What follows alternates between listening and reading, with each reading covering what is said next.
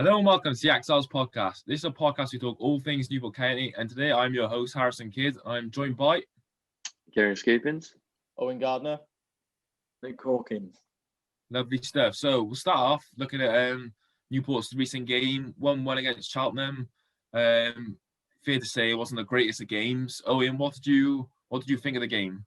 Well, the obvious talking point from the game was Tom King's unexpected early goal. I think Newport County Twitter said something like looking at a World Guinness record for that goal being like the longest goal in football or something. But other than that, there's not really much to report on the Newport side of things. I think they failed to register another attempt on goal after that.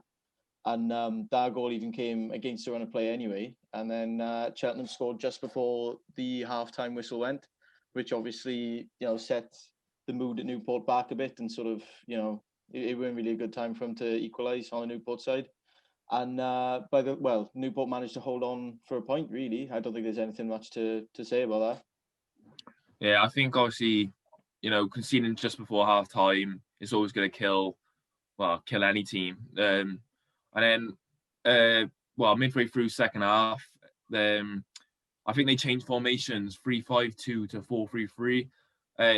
I seen on South Wales Argus by Chris Kerwin, Cheltenham's manager, Michael Duff, said about how the game actually changed when both teams went to 4-3-3. Garen, do you agree with this statement, and do you think it did change the game?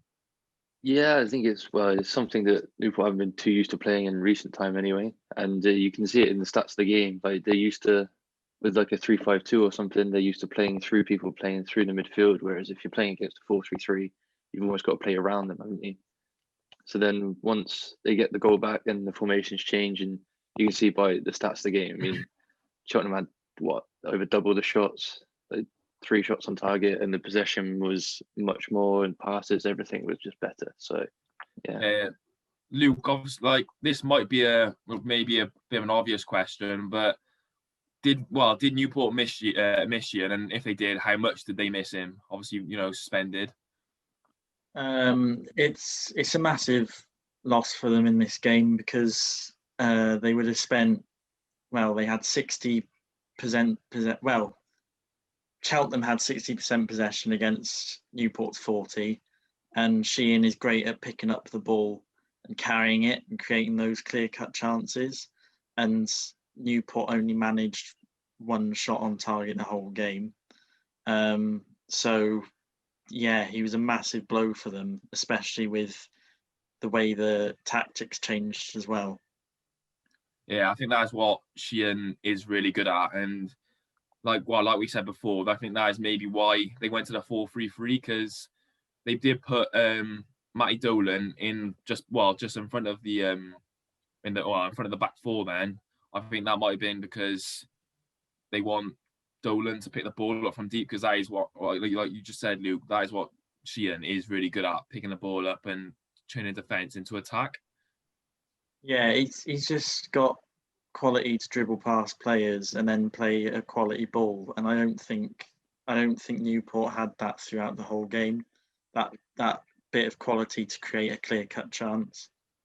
Yeah, and obviously, with the recent draw, Newport haven't won since the 8th of December. Garen, is that a worrying sign?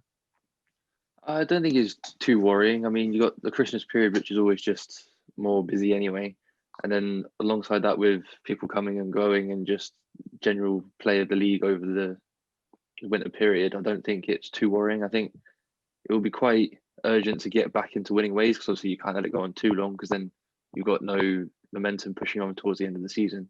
But I don't think it's too worrying at this point when you look at the league table, games in hand, and the point situation, everything.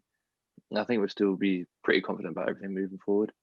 Yeah, you've got to remember as well that we do have 2 games in hand on Cambridge, who are above us. Forest Green, they're around us as well. They're 1-4. Me and Owen spoke to Mark Hallowell. They are having the same problem as us. They haven't scored recently, have they? He sort of expressed the same worries as us going into that game, where they just couldn't seem to find the back of the net or the finishing touch against many teams they played in the last month. And I think that comes after they won. I think they beat Exeter City 5-3, and then their goals just decided to dry up over the Christmas period. So The Cheltenham game was two teams who didn't really look like, they don't really look like finishing any team off, and it showed in that game as well with the 1-0. Yeah, with the recent form, Luke, do you think the loss of players, such as Scott Twine, Brandon Cooper, now recently lost Jamie Devitt and Proctor as well. Do you think, losing those sort of players, that has affected the, recent form and, the recent dip in form? It's bound to have an effect on the form because they were such key players, Brandon Cooper and Scott Twine especially. I feel like when you look at a lot of teams at the top of the league, they will have goals coming from other parts of the team. And Scott Twine was that for Newport. He was producing goals from like a number 10 role, but like also dropping deep in the midfield as well. And I just think that without him, he needs replacing because he contributed a lot of goals and assists during the season. Yeah, no, I agree with that, to be fair. Owen, do you think Newport needs replacements like, for Scott Twine, Brandon Cooper, etc.? Do you think they need replacements internally? Like, do you think they can find them in the squad? Or do you think, like Flenny said, he's going to come up and potentially going to sign 3 more players? Do you think that they need it internally or externally? Well, that's a tricky one because when you look at people like Scott Twine, he was such a rare find for Flynn that I don't think there's anyone else in the squad that is at least capable of doing what he did on that level. Like Luke said, he was so capable of just carrying the ball forward and just picking out like any ball he wanted, and even like the odd screamer. And I don't think there's anyone really in this Newport team that can do it as good as he did. So I think they definitely are missing that spark going forward, and I think that they might have to look externally for that. But when you look at like Brandon Cooper, Long King has just come back from injury now, and he's slotted in to sort of fill that void that Cooper's left, going back to his parent club at Swansea. And I think he's done quite well. I don't think there's really much urgency to like look for another sort of defensive player if Long King's playing like this. And then obviously going forward, they need goals. But Scrimshaw and Owen Windsor have just come in now, and it's way too early to I don't see why he'd look elsewhere for any other signings in that department when he's just got them in. And Scrimshaw didn't look that bad against Cheltenham either, to be fair. So I think they do have the answers within the squad, but in regards to Twine, I think they are going to need to look elsewhere for that. Okay, now moving on. Exiles on Twitter, our recent segment we've implemented, finding the opinions of the fans of the Exiles. Gareth, do you want to read your tweet first? Yeah, well, it leads on from what you're just discussing with Owen. There's a tweet from @DanGrace97, and he talks about how we need a replacement for Twine. Possibly could be Devitt, who's here already. Obviously, this tweet was before he went back to his parent club, and he's already been sent off on loan again after going back to Blackpool. And then also says he thinks we could do with a striker too, as with Twine gone, our top scorer is Amon with 5. So it's a big window if we need to go up and push forward and get those goals again that we've been missing over the last month or so. Yeah, I agree with that tweet, to be fair. I mean, County have been looking, they haven't looked like scoring recently, and they've relied on Amon the last few seasons, but obviously you can't rely on it every season.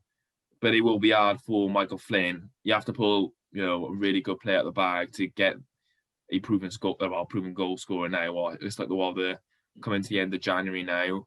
It will be hard for Michael Flynn to get a replacement and get a goal scorer. Moving on, Owen, do you want to say your tweet? Yeah, my tweet comes from Sedgley Simon, who's a Walsall fan on Twitter, and it's to do with the signing of Jake Scrimshaw. And he said that he quoted saying, "Scored first and second league goal in the same game for us, still learning but has bags of energy." And that was accompanied by a video of him scoring. I think that, it's a good sign if it's always a good sign if a former club of a player is saying good things about him in, to do with the new club he's moved to. But I think it shows that Flynn's gone for a certain type of player with his striker. He hasn't really gone for like an established bagsman or something, but he's gone for somebody who's really willing to run and press. Sounds like a bit of like a energetic sort of character. So I mean, I think that's exactly the kind of player he's gone for, and it's promising for Scrimshaw, to be fair. Yeah, he's had experience at Walsall, and he scored 2 goals for Walsall.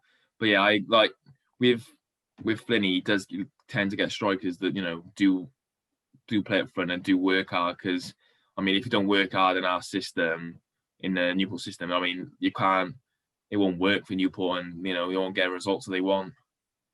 Yeah, it sounds like he's willing to do the dirty work, and I think especially this end of the season now, I think that's what needs to be done. To be fair.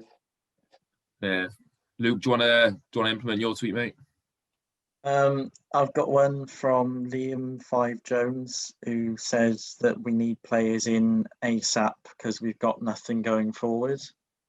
And with the exit of Twine, Proctor, Devitt, you can definitely see his point. It was posted a day ago, so I don't know if he's aware of the players that have come in and isn't keen on like Scrimshaw, and there's another one as well. Luke Gambin. Yeah, see, but like, I definitely think that for that title push, you need goals either around the squad or somebody scoring double figures up top, and I don't think Newport have quite got that at the moment. No, especially with Jamie Proctor leaving. I mean, he didn't really he got 2 goals, but he wasn't really bagging the goals. I think he's more of a Ryan Taylor replacement, wasn't he?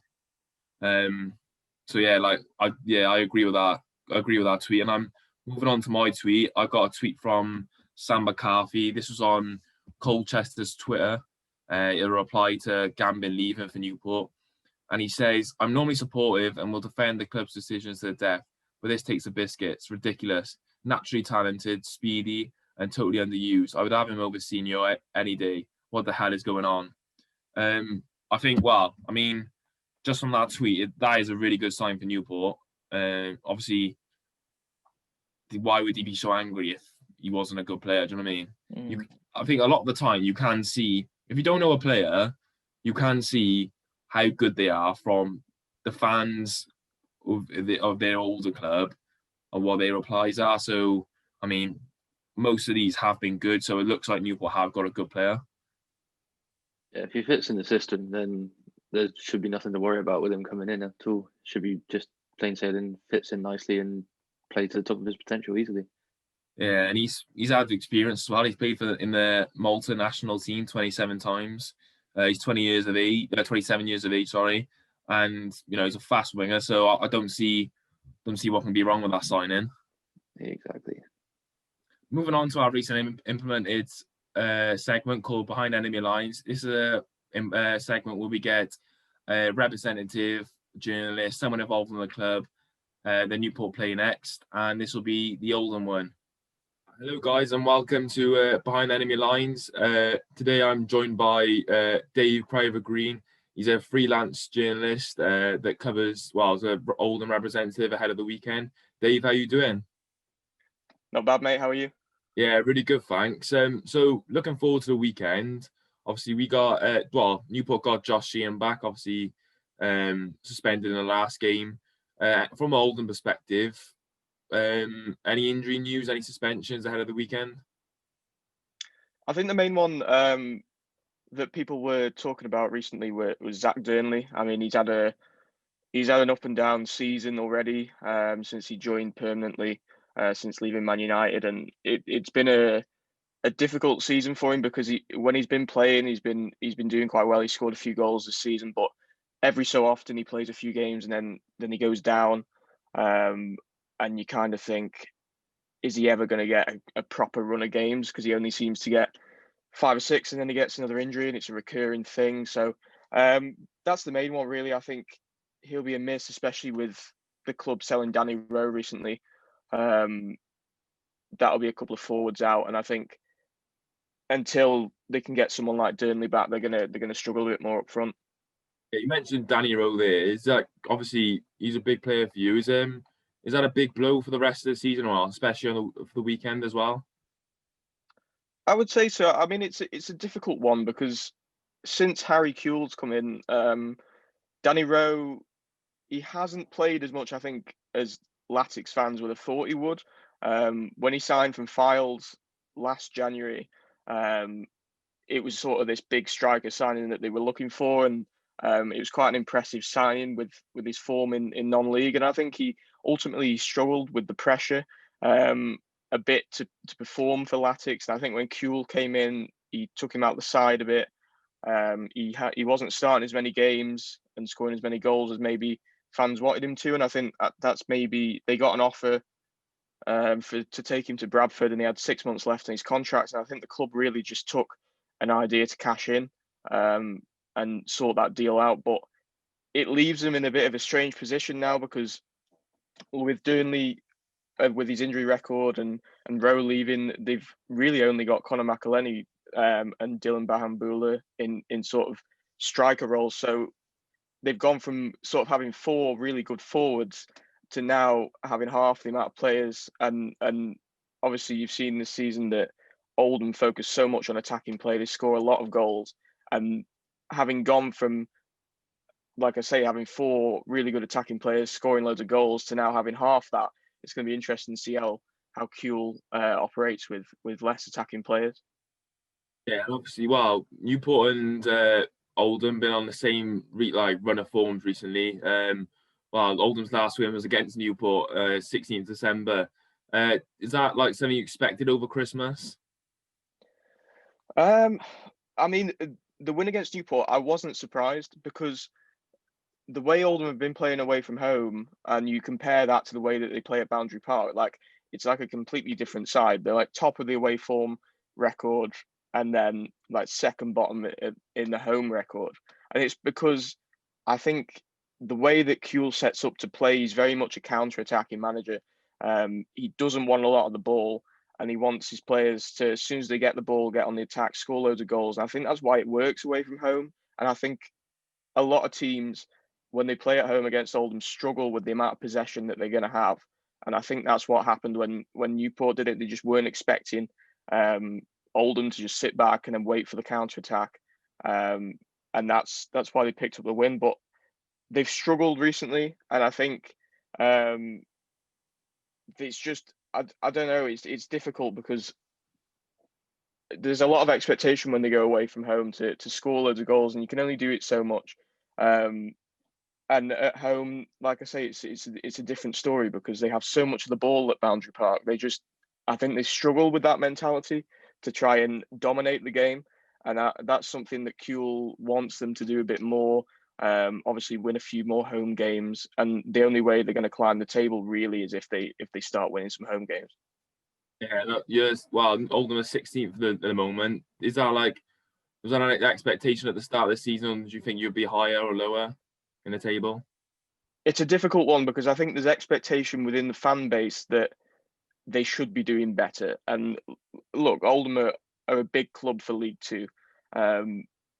But if you looked at the way they performed last season, and Dino Marmari had kept them up, and I know that the season ended early, but he probably would have kept them up by the end of the season. But there was no real expectation when Kewell came in. I know a lot of fans want to get out of League Two and back into League One, but you've got to take it relatively from where they're at. And it's a rebuild job at the moment. They've got difficulties behind the scenes with the owner, and the way that the club operates behind the scenes isn't particularly what a lot of fans want to see. And they've got, and on the pitch, I think if they finish mid-table, I don't think there'd be a massive issue with that because it's a bigger improvement from some of the football that they saw last season. Because Kewell has come in and look at the performance against Newport, against Cheltenham at home. They've beaten Cambridge, the big teams. Well, they've beaten Exeter as well. It's just, I think some of the performances have kind of given Kewell a bit more respect with the way that they're playing.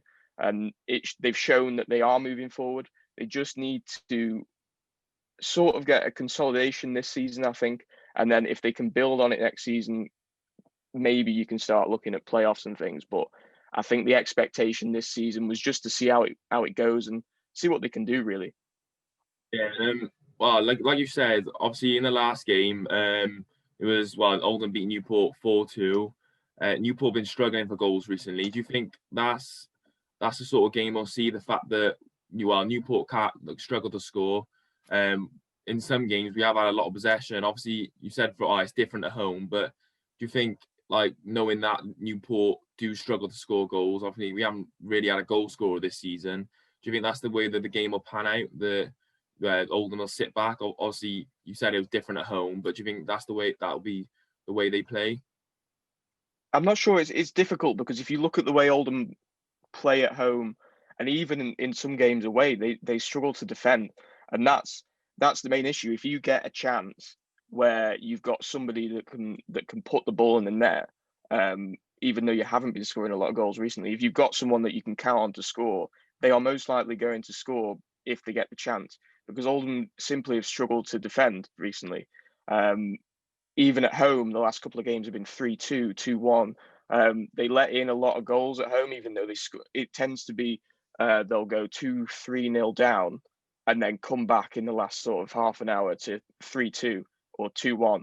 They'll start. It's like almost like Kuehl has been saying in his last couple of press conferences after the games. He's been saying it takes a goal for Oldham to start playing. They don't play from the first whistle.